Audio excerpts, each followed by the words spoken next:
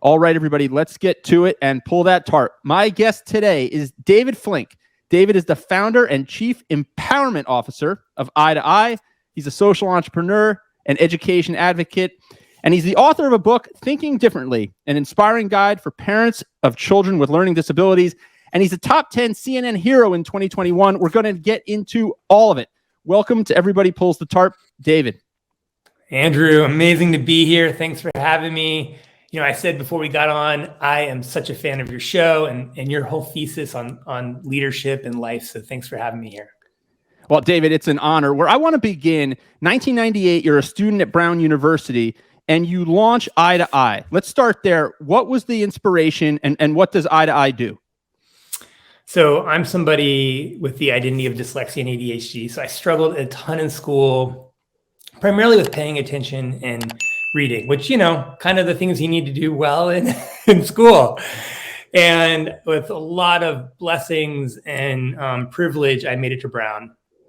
And I realized, number one, not everybody has the luck that I had with the family of support. And also, just to name for people who are listening, you know, I'm a white man in America. That's a privilege still that we do not deserve. And so it struck me that most people who have learning differences like me don't end up at places like Brown, regardless of race and economic background. You know, when you struggle in school and that's your job, you don't tend to end up in places like Brown. And statistics prove that. And the one thing I didn't have, even with all of the fortune, was somebody who learned and thought like I did, mentoring me along the way. So Eye to Eye was born when I was 18 years old with the belief that maybe I could give back in some meaningful way. And I marched into a local school with no plan, a very ADHD style approach to trying to do some good. No plan, impulse, let's go. And I went and found a teacher in a local school. And I said, hey, her name was Maureen Kenner. I said, Maureen, do you have any kids who learn differently in your classroom? And she was head of special ed in the school. She was like, all of them. And I said, can I mentor some of them? And there was like no background check, no nothing. I was just like, sure. And I began with me and a handful of other students from Rhode Island going in to mentor kids in this local school, and we started making a difference. So that's just a fantastic story, David. So what happened next? So you're mentoring these kids, you're bringing some others into the classroom as well. When did it become something that you felt like, hey, we have an opportunity here to make a difference, not just in one school, but in hundreds, thousands of schools? So we're going to pull the tarp, right? We're going to be real on this show, right? We're going to be real.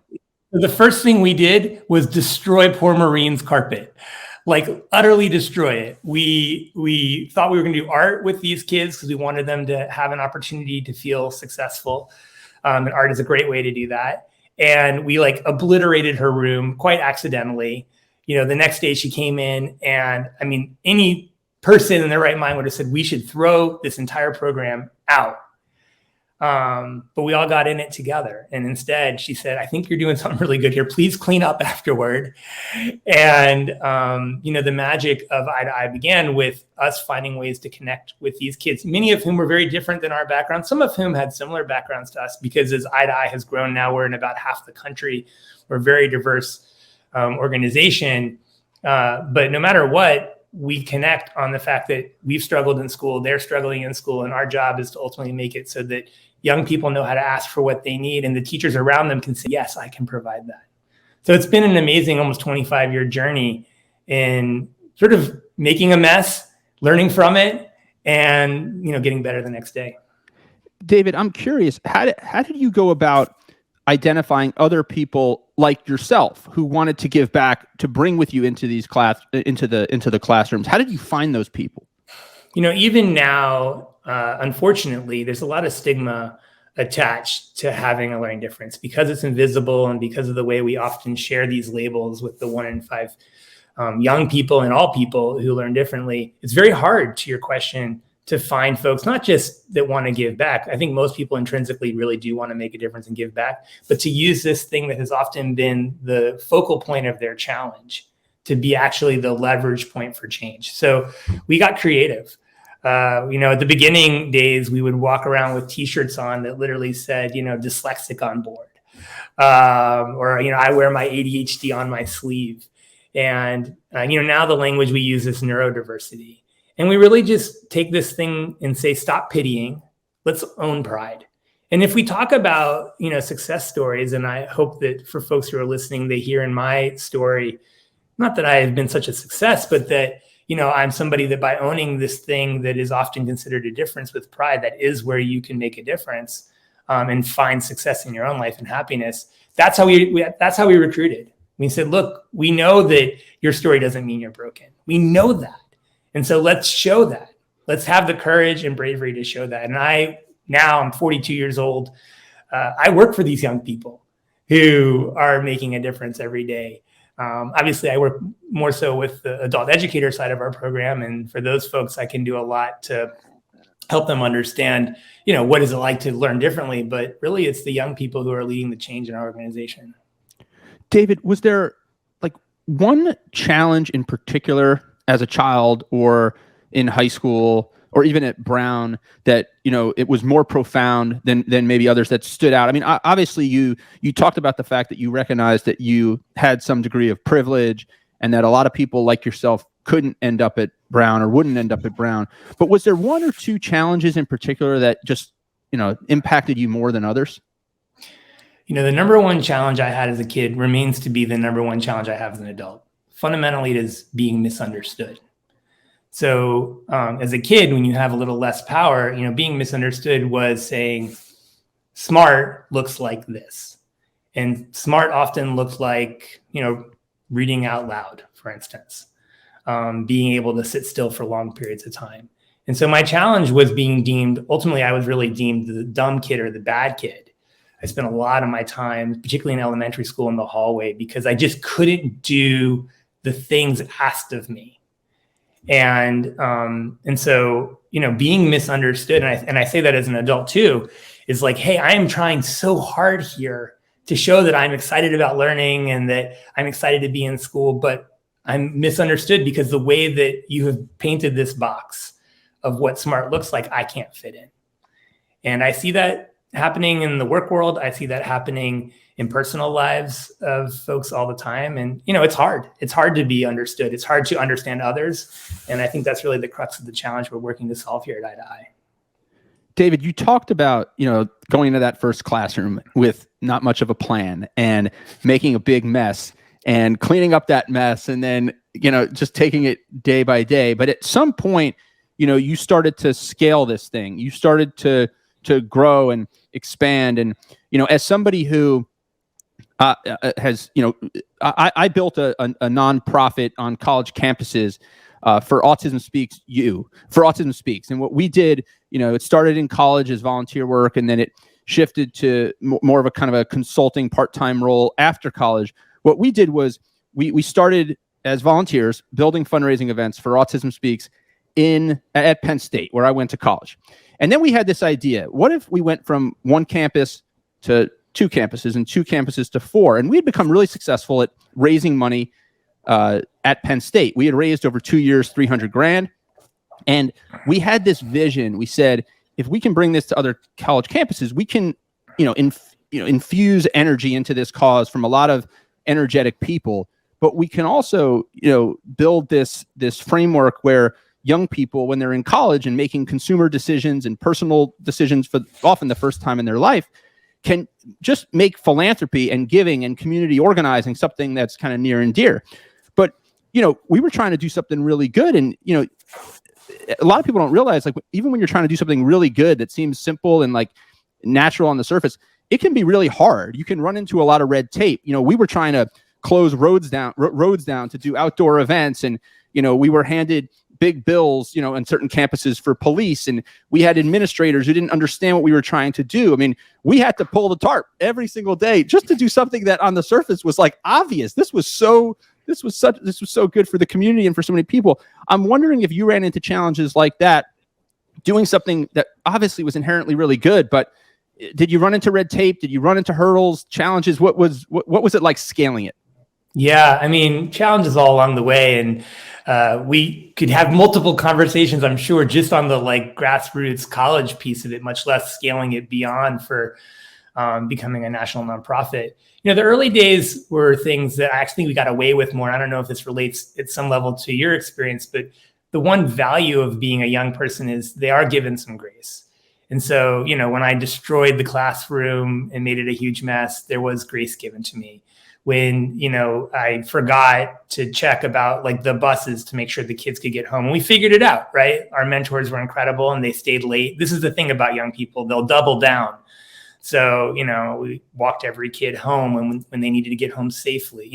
These were things that now as a nonprofit nationally, we have safeguards for. So the logistics are not the problem, but the actual fundamental challenges remain the same, which is, can our vision, which is really a world that embraces neurodiversity and celebrates it and fights anti-ableism, how can that big vision be something that we do every day, work tirelessly at? And I think it's holding on to the vision really tightly and holding on to the way of getting there a little bit more loosely. So I know that in order to pull the tarp, everybody has to be there to pull the tarp, right? You got to bring your full self and say, hey, sometimes I just have to dig down and dig deep. And I can cite every step along the way. I mean, these were college stories, but our first fundraisers, I did out of my apartment and stayed up all night just to make sure it looked perfect, with recruiting every friend I could. And then now that we have a staff that does that, that doesn't mean I don't ask volunteers to help. I mean, I've come to learn that my main job is to be the chief invitation officer. Everyone listening today, I'm making an invitation to you, whether it be through Eye to Eye or some other nonprofit, just to make a difference and to just step in and try your best. I think it's such a powerful message that you have, David. You do call yourself not only the chief invitation officer, but the chief empowerment officer. And part of this is obviously empowering the students and the young people and the adults that you support and work with and mentor, but you're empowering so many to empower others. I think that's what's really cool about your story. How have you been able to go about expanding this beyond David Flink, right? Like, there comes a point when something gets so big that it maybe loses some of its like early flavoring that makes it so special. But you've clearly been able to maintain that. How have you gotten bigger, become like the go-to organization nationally for this, and still, kind of stayed true to that core empowerment principle? Something that we talked about in the earliest days was we wanted to make sure that we built no statues. And what I mean by that is that I didn't want to be a focal point of the organization. I was happy to step in as a shield or a sword, depending on what was going on, to open up space for our young people to lead. I did not want Eye to Eye to be built as some big statue that would last for an eternity. I mean, I wanted us to build a fundamentally an organization that believed in a vision that was solving a problem. And when that problem is, solved, meaning that frankly, young people are seen and heard and valued, and that their allies are mobilized to act and be stepping in to create a world that is celebrating all abilities, frankly. I doesn't need to exist. And, I have other things that I can attend to. I have hobbies. And so, for me, I think that's what's allowed us to continue to push forward. Eye to Eye is very much not about me. In fact, it's not about anyone in particular. It is about celebrating the leadership of young people and bringing people around you who are signed up to pull the tarp, who are ready to roll up their sleeves and get it all done. And I think it also, speaking just a bit about what it is to have like a staff, we're very careful. If we believe that all people have strengths and weaknesses and abilities to celebrate, we're very careful to invite people in and say, this is your job. Do you want to do that job? Are you good at that job? Do you need accommodations to do that job? I am 1,000 things bad at. And the fact that I've still been able to hang around Eye to Eye is that thankfully the things required of me for this work continue to be things that I generally like to do and that I'm, I think decent at. The day that that's not the case, I'll happily sign up to be the janitor if that's the thing that would be best for this organization. And that's really the way we frame leadership. Step in, make a difference. And if it's not a thing you can do, just help find somebody else who can do it. And I think, David, that speaks so well to the everybody pulls the tarp mindset. The everybody pulls the tarp story, as I've told it in the past. And it really, it really comes down to the fact that every job matters. There's always a role for everybody to play. When I interviewed World Cup champion Ali Krieger, she said, Andrew, there's been times in my career when I've been a starter. There's been times in my career when I'm a reserve that I always have a role. I have a role just like the coaches and the medical staff and the equipment staff. Like, and it doesn't matter whether you're a starter, whether you're a reserve, whether you're one of these supporting cast members. You have to do your role to the best of your ability in the moment, and that's how successful teams and organizations, are created and sustained. I'm curious, when you're looking to hire people, you're obviously very transparent about the way you do things. What are you looking for? What are you looking for in them? Yeah, we ask people to show up with their full selves too, right? And really be transparent and really look for fit. For sure, there's a job description that we want to make sure is within the wheelhouse of what folks want to do and can do. But we're really looking for culture fit too. Are you pull the tarp kind of attitude? Can you roll up your sleeves and say, okay, we got to get it done? And for me, I can think of a number of examples, actually starting with our young people, which is to say, asking our young people to do something where we've said, look, this experience of having a learning difference might be something that is actually traumatic for you. We're going to ask you to take that thing and make some change in the world so that others don't experience. I mean, that's a big challenge. So if we're asking our young people to do that, when people step in to take this as a job, that same level of seriousness is requested. So we don't actually ask anything of our staff that we wouldn't ask of our young people to do. And I think that actually has been the leading challenge for us, and maybe opportunity is a better way to phrase it, because if you can have the bravery and courage to band together, you can do great things, far greater than anything you can do uniquely. Well, we do say we ask everyone here to show up here to do something that you can uniquely do, and we really prize people's unique abilities. We know we're stronger together. I think it's so important, to set that tone, right? That there's no job that's beneath everybody, or that's beneath anybody. We're all in this. We're all in this together, and there's a degree of transparency and accountability that comes when you do that.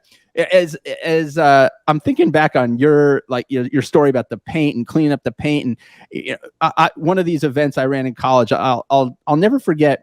We're running these 5K races, pretty big 5K races, and we're closing down streets, and the police are blocking roads, and we're doing these things. And you have to have an ambulance on site, right? I mean, this is like pretty basic, like blocking and tackling. And all of a sudden, the day before the event, I realized, I said, "Oh, we never confirmed the ambulance. Like this thing, we got thousands of people coming tomorrow, and like something very." And the thing about like in State College, Pennsylvania at the time, if you call like in advance, you can get an ambulance to come and volunteer. But now they're all booked. Those volunteer ambulances are booked weeks and months in advance. So I remember you're kind of like, I'm the leader of this thing. The buck stops with me. I start going through the phone book. I start calling I was calling ambulances from, 100 miles away. I just need one ambulance for this event to go off. And it wasn't, we did this for 6-7 hours. It wasn't until 8-9 o'clock at night. We're literally at dinner, and me and the co-chair of the event, we don't know if we're gonna be able to do this thing in the morning. And I get a call from an ambulance, 60, 70 miles away. And they say, "We're here to help. We'll be there. We'll be there in the morning." And it was just one of those moments where I think you realize that one, everybody makes mistakes, and that no matter how buttoned up you are with stuff, or how many notes you take, or how many lists and checklists you have, you can always make a mistake. Sometimes, when you make a mistake, you got to dig yourself out of it, and you dig yourself out of it by doing like the kind of non-glamorous, scrappy work that it takes, right? And then when you see someone who says, "I can help, and I understand you're in a bind, and we're gonna make this happen. We're gonna get there tomorrow." That's really special. And I think when that happens, it like motivates you to keep doing that. I'm curious, like, have you had moments like that where you've kind of run into walls, you've done some scrappy things, and things kind of come together in a way, and it just energizes you to keep going? Yeah, I'm thinking about the first time we gathered our young people. So the way that our chapters work, as I mentioned, about half the country. So once a year, we bring together young people from around the country for, I kind of call it LD is short for learning difference. So it's like LD Palooza. I mean, it's so fun. We just, you can imagine a couple hundred young people coming together, all fired up to change the world. And the first time we did that, you have to understand if you're looking at what this might be from the outside, this is an insurance nightmare. No university would typically want this, right? And we convinced everyone we needed to that this should happen. It's never happened. This was the largest gathering of young people who learn differently to have ever happened. And each year we've done this conference has gotten bigger, including this year. I'm so excited after the pandemic, we'll be gathering in August. And it'll be the largest gathering of young people who are neurodiverse ever. But going into this thing, it's not so much that we forgot anything, but there was this huge weight that people who are neurodiverse are deviants. Something bad is going to happen. And so, I'm getting phone calls from everyone saying nothing. How can you guarantee that nothing bad is going to happen? That this isn't going to be a disgrace to the university, a disgrace to I, a disgrace to our board of directors. I'm like, let me tell you, these are the people who are going to change society. And if you believe in that, then you don't have anything to worry about. First day, everyone's gathered, and all the things that could have happened in gatherings when people, has happened. Flights were delayed, and, baggage was lost. And there was one woman who got bit by a bat. She was doing research prior to coming to this conference, and she still came, and we had to go and make sure that she didn't have, some kind of disease. She was fine, thank God. Like, we took care of all those things because we banded together. Everybody pulled the tarp. But I gave a speech at the beginning of that conference, and it was really simple. I said, look, I understand that for some of you, this is the first time you've ever been away from home. This is the first time you've probably been around this many people who learn and think differently. Let me tell you what the rest of the world is saying about us. And I explained, and they know because they have felt misunderstood a lot of their life. So our job while we're here is not just to be trained to be leaders, not just to be able to go back to our communities and make a difference, not just to take this thing that has often been hard and turn it around into something that's going to make the world see all of us differently. This conference has to not only go off flawlessly, it has to be press worthy. We have to change the narrative. And it's not fair that that's the narrative that has to be changed. But there's been a story told about us that we didn't get to tell. So I just shared my reflections of, hey, we can do this. If you believe we can do this, we can do this. That was my insurance policy. And let me tell you, that conference has gone off now for 2 decades. There has never, no one's gone home for bad behavior. There's never been an incident. I mean, I don't know how many youth gatherings happen across the country over the past 20 years where nobody has ever had anything would ever happen. And that's been our case. And it's not to say that accidents don't happen or things haven't been forgotten, but it's because we've shared a belief that we have to change the narrative. And it's more than just for yourself. It's for the generation behind you. And I think when people start living their lives for not just themselves, but for another generation and for others, it's not too much responsibility. It's exciting. It's empowering, which is, I guess, how I got my title. It must be. David, your story is so inspiring. The way you live your life is inspiring. The way you're motivating others. I mean, that story is like, you got up there and you spoke from the heart, and you spoke to people who maybe hadn't thought about it that way, or maybe they were, like you said, and they had felt that way for a long time, but whatever, it really resonated. Do you think there's something about having a chip on your shoulder, having people doubt you, people judge you, that creates this different level of motivation?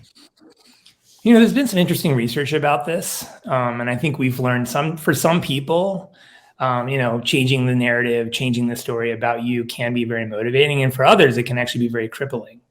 I think if I'm speaking about my own journey, I think for some number of years, indeed, there was a chip on my shoulder. And what I didn't understand is, while it did motivate me, it also was quite weighty. Struggling with mental health, which, thank God, I got the support I needed so that I could work through that stuff, and continue to, especially during this pandemic, take care of myself before helping others. So I think the other side of it is opportunity. You heard me even, I think, in one of the questions, kind of wrestling between the words challenge and opportunity. I think chip on your shoulder is the motivation that comes from challenge. Opportunity is a much more optimistic approach, which is how I've tried to lead, especially in recent years, especially during the pandemic where things felt so hard. And as I look at the generation coming up who I learn from and lead with, they see opportunity. So I'm constantly, perfection is not possible, not something to even strive for, but the opportunity to grow and learn together, then you're not trying to do any gotchas. You're not trying to, say, hey, you got me wrong. You're just trying to say, hey, there's a way to think about this that's differently. Join me in going down this path together. You see so much opportunity, David, and there's optimism in that, as you said. You also mentioned that at some point you might know that your work in this space is done. What do you think is going to tell you that? When do you think you'll say, "Hey, our work here is done"?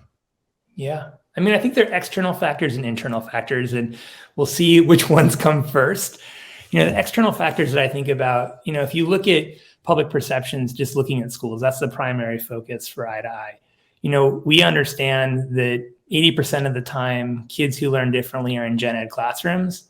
And if you ask teachers, those teachers, how prepared do they feel to support kids who learn differently? They'll tell you that they don't feel prepared. Why?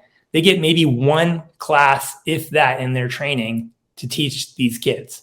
So what would change when teachers start saying, I feel 100% prepared to reach those kids? You think about the misconceptions, caregivers, adults, parents. If you ask them about kids who learn differently, they'll tell you they think that the problem is either they don't work hard enough or they're lazy. I mean, that perception has to change. So these are some markers. And then, of course, you can look at the really sort of dark statistics. Close to half of our federal prison population is full of people who are illiterate or have a learning difference. So this isn't okay. This isn't something that any of us should feel comfortable for. Of course, the opportunity is, how can we take these people who were just misunderstanding and put them on a path to be successful and change agents? I mean, there's the wonderful statistics around probably many of the people on your podcast who are wildly successful. People who learn differently overrepresent in the C-suite, overrepresent on professional athletes and creatives, but we got to fill the gap in between. So there's external factors, which would tell me, hey, we've moved the needle. Eye to Eye doesn't need to continue to exist. I also just want to name Eye to Eye as an organization run by and for young people. At best, I'm a former young person. My co-creator, Marcus Sutra, always tells me that. He's slightly younger than me, so I'm not sure if he qualifies himself as a young person or not, but he tells me I'm a former young person, and he's not wrong. And, this leadership of this movement is fundamentally by people who are living in school, living these lives. And the day that young people tell me I'm out of touch, I'm not listening well, I'm out. And they have every right to oust me. And, my job, as I said, is to serve them. David, you sure are serving others. You're a TARP puller by every sense of the mantra. And I have had so much fun digging into Eye to Eye, learning more about your story. It's truly inspiring. Thank you for pulling the TARP and leading by example and doing such great work for so many who rely on the great work that you do. Thanks so much, David. Well, thanks for having me. This was a lot of fun. And I hope folks who are listening had as much fun as we did.